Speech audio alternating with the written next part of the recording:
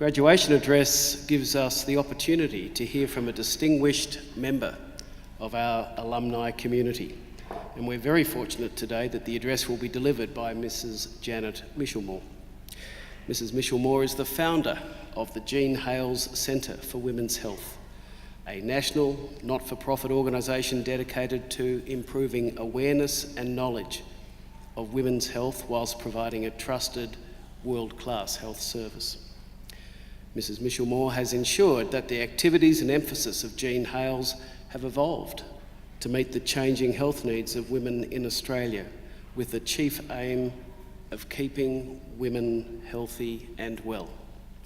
In 2001, her contribution was recognised in the Australia Day Honours when she was made an Officer of the Order of Australia for her services to women's health. In 2003, Mrs. Michelmore was awarded a Centenary Medal for her outstanding contribution to women's health and well-being. And in 2015, she was appointed a Fellow of this university. I now have great pleasure in inviting Mrs. Janet Michelmore to deliver today's graduation address.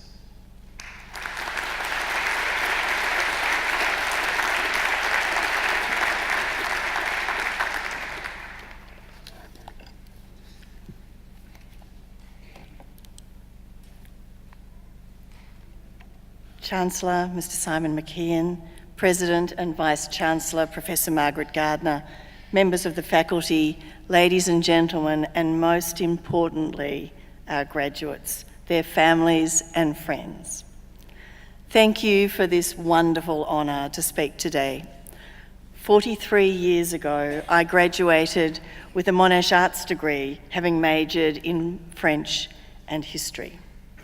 Back then, I could not have imagined that I would be standing here today congratulating you on your hard work, good fortune, and the achievement of a degree from a world-class university.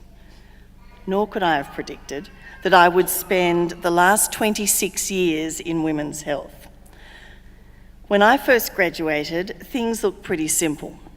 I imagined I would spend a further year qualifying as a teacher, then I'd get myself a job, which I actually did at Sunshine High School in the western suburbs, and use exercise books, blackboard chalk, pens and pencils for the rest of my working life. I would eventually retire respectably and devote myself to grandchildren, garden and golf. Heavens, that all sounds amazingly quaint, doesn't it? But that's not what happened. As most of you already know, life is not like that. It doesn't move in straight lines. Its little side trips, detours, and minor and major destinations aren't always the ones you planned or hoped for.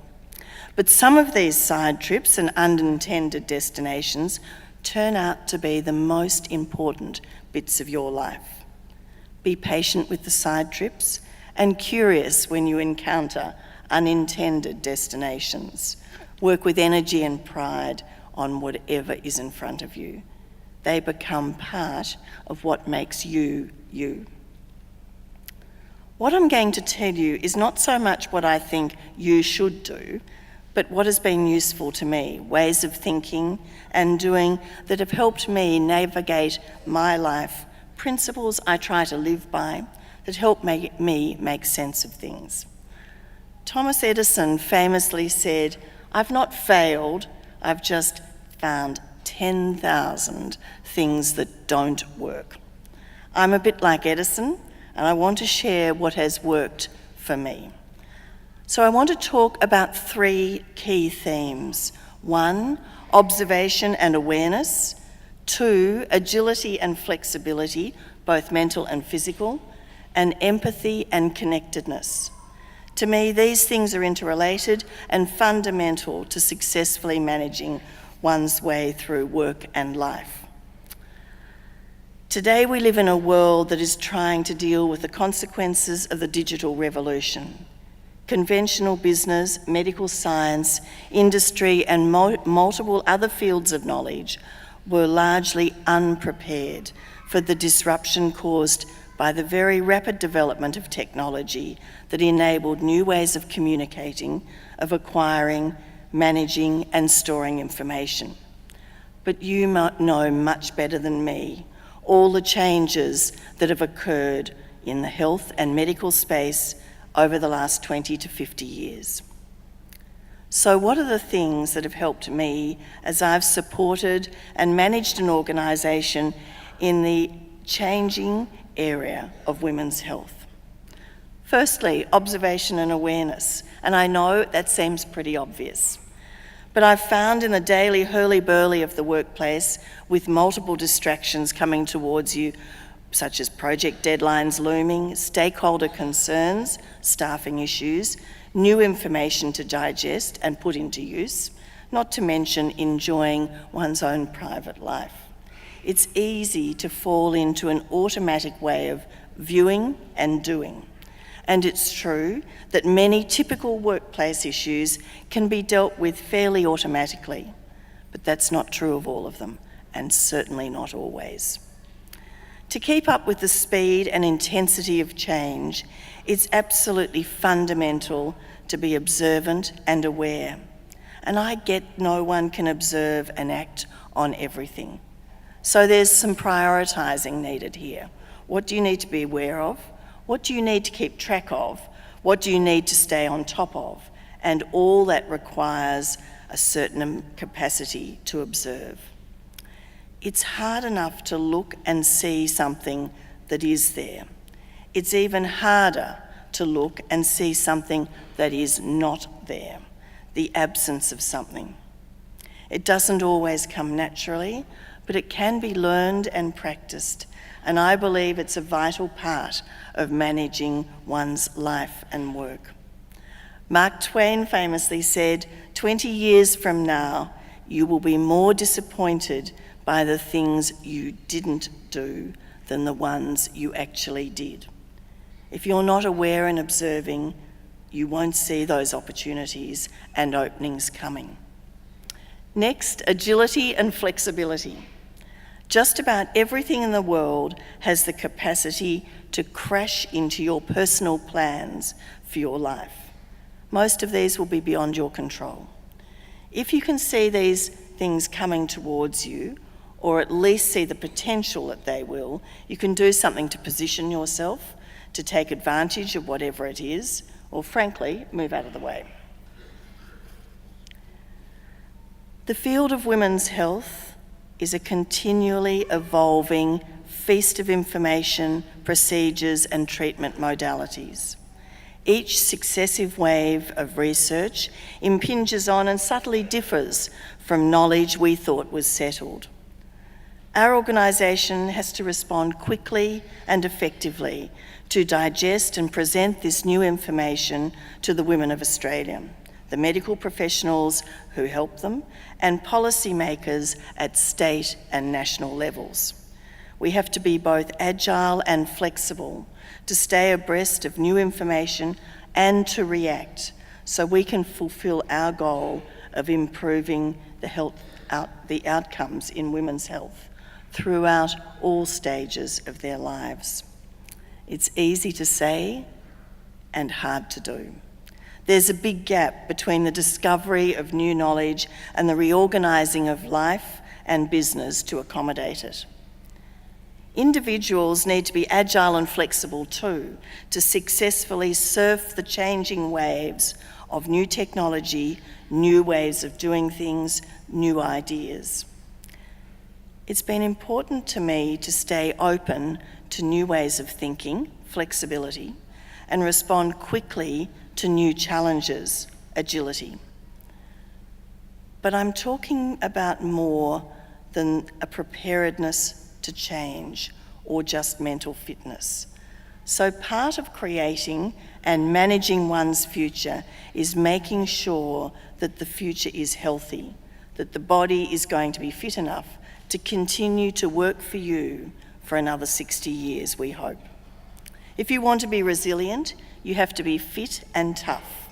If you want to endure, you have to work at it and condition your body in much the same way as a long-distance athlete does. Remember to look after yourself and to work out what your priorities are outside the workplace. Finally, empathy and connectedness. In some ways, I've found that these two allied characteristics have actually been the most useful in helping me to withstand the rigours of the workplace and actually to resolve the knottiest of problems, both for myself and others. So what do I mean by these two terms? It's a complex bag of ideas. First, I've learned that you can't succeed in managing or working in an organisation without a close connection to the people you work with. Essentially, those people are the organisation. The better the organisation's people work together, the more effective the organisation will be at fulfilling its aims and delivering its services. And of course, that's the beginning of the cycle. At Jean Hales, we work closely with others on groups that we rely on and some that we deliver certain products and services to. These include universities, professional associations, hospitals and medical clinics, patient representatives, disease-specific peak bodies, as well as the local, state and federal governments that take an interest in what we do and provide. At the centre of these stakeholders is our key beneficiary, the Australian woman and her health professionals. And one of my roles has been to understand the priorities and needs of these external bodies and to engender in them an understanding of how we can successfully work together. Believe me, that takes a lot of connecting and communicating and a lot of empathy. It's not something that you do once and tick off the to-do list. It has to simply become part of the way you operate, professionally or personally, part of the way you live and work. People who work in the sciences, as you do, be it the physical, health, medical or mathematical sciences, have a double job to do in terms of connecting and communicating. You will find yourselves connecting and communicating with others in your chosen field, and I'm sure you'll do that very well. But as well, you will find yourself needing to talk about your field to other people who don't know anything about it, but who need to know. The act of transmitting the information is communicating skillfully. But there's something more important that takes an idea and transforms it into practice. That is translation, which is the art or science of communicating the often complex ideas and developments in your chosen field to people in different disciplines with the aim of bringing about understanding and, most importantly, an ability to convert knowledge into practice. A commitment to translation is a key aspect at Jean Hales. We translate and disseminate research and medical evidence into information that is ultimately used by individuals to enable change in health and well-being. I've covered three main themes, but like all good arts graduates, I have a postscript. It's a willingness to be open, to learn, and to be challenged. That is crucial. We're human, and we can get things wrong, but it can be helpful to reflect on ideas, issues, and decisions, and if needed, to change one's mind or revise an opinion. I believe it's a sign of strength to acknowledge that new information can cast a different light on things. I understand it can be risky to revisit an opinion or a decision, but it is, I believe, important to stay open to new possibilities. So think critically, identify your prejudices, your conscious and unconscious biases. You all have a wonderful and challenging world out there to explore and to be part of. I thoroughly congratulate you on the hard work you've put in to getting here. Your parents, families, friends, lecturers, tutors, are all, I know, incredibly proud of you. And frankly, you should be proud of yourselves. I wish you all the very best for the future. Thank you.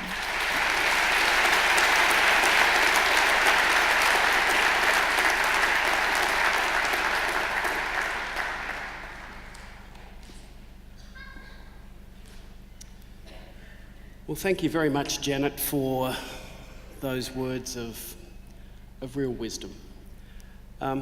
You recall where Janet started talking about not a nicely mapped out plan for our lives, but being, I think, continually distracted by sidetracks, as you described them.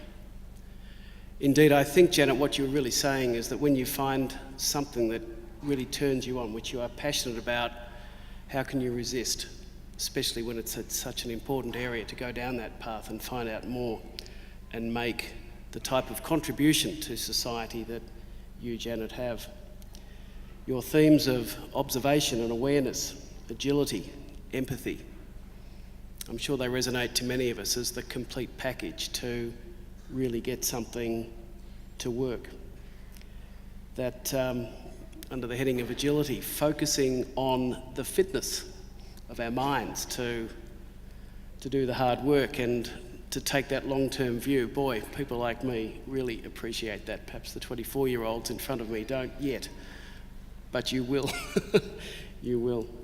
And the postscript, of course, everyone who knows anything about Monash University with our motto, Ancora Imparo, lifelong learning. Just that interest in, no matter how old we are, continuing to exercise our minds, the willingness to learn, that openness to new possibilities. Thank you, Janet, for reminding us of that. May I just briefly close by saying, I hope, Janet, that your life is still open to you connecting with your grandchildren, garden and golf. And you nodded then, so I'm pleased about that, because Australia has had a number of opportunities to thank you, Janet, for your contribution, various awards that I recited at the outset. But I can say on behalf of Monash itself, thank you for all that you have done and are still doing in this vitally important area of women's health. Thank you, Janet.